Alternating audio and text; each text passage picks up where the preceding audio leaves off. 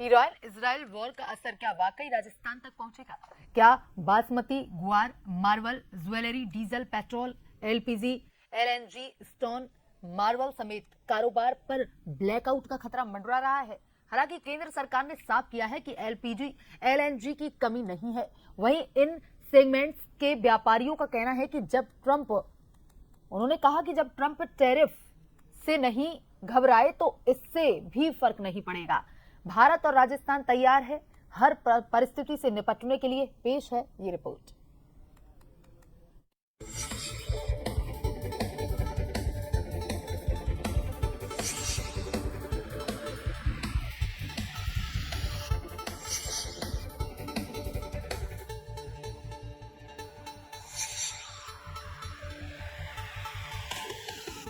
Middle east में छिड़ी Iran Israel युद्ध ने पूरी दुनिया की सप्लाई चेन को हिलाकर रख दिया है, लेकिन सीधा असर मरुधरा के खेतों से लेकर मकराना की खानों तक फिलहाल पड़ता नहीं दिख रहा।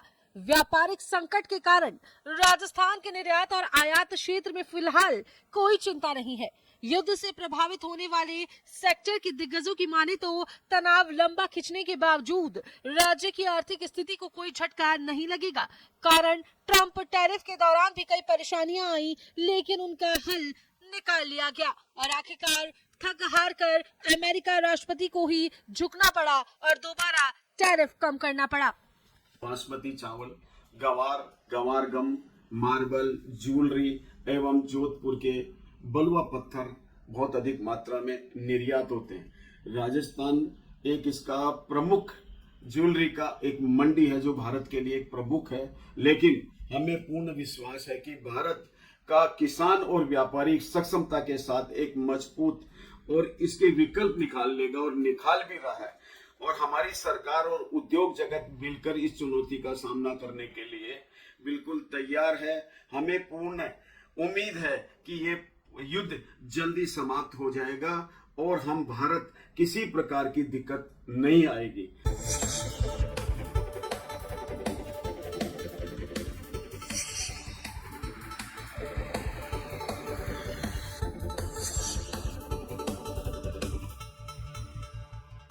एलपीजी और एलएनजी गैस को लेकर भारत सरकार ने साफ किया है कि उनके पास पर्याप्त स्टॉक मौजूद है।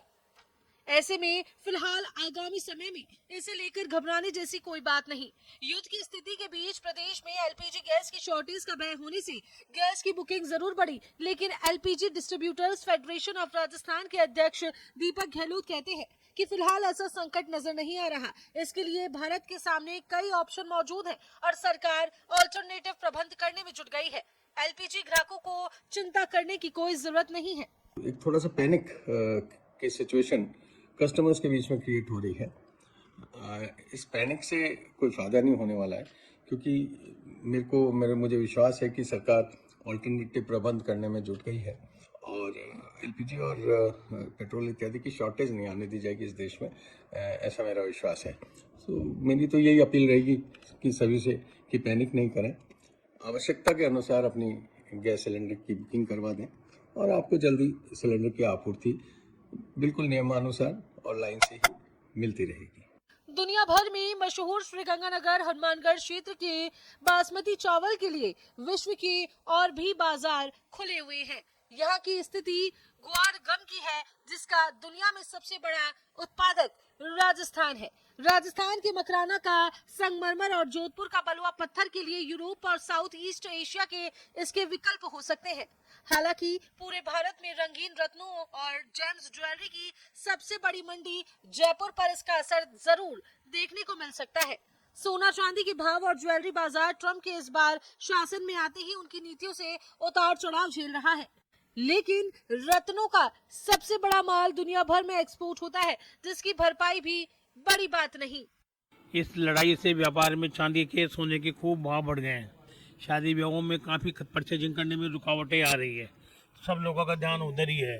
जयपुर राजस्थान से काफ़ी ज्वेलरी बाहर जाती है, एक्सपोर्ट होती है, उसमें भी काफ़ी रुकावटें आ गई है।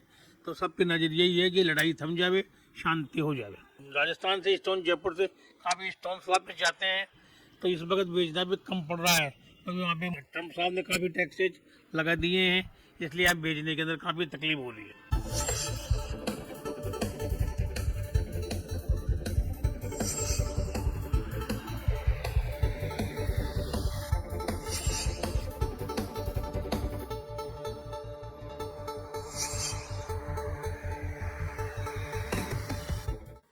हालांकि राजस्थान के हजारों लोग ईरान, इजराइल समेत खाड़ी देशों में बड़ी संख्या में काम करते हैं, उनके लिए जरूर कुछ परेशानी हो सकती है। इसके अलावा राजस्थान के रेगिस्तानी इलाकों में खेती की तस्वीर बदलने वाली इजरायली तकनीक, विशेषकर बूंद बूंद सिंचाई और हरित गृह तकनीक इजरायली कलपुर्जों का आयात बाधित हो सकता है। मध्य पूर्व में जारी इस संघर्ष का असर, सबसे बड़ा और सीधा असर कच्चे तेल की कीमतों पर भी नहीं पड़ता दिख रहा, क्योंकि सरकार ने कच्चे तेल के लिए अन्य देशों से भी हाल ही में समझौते किए हैं।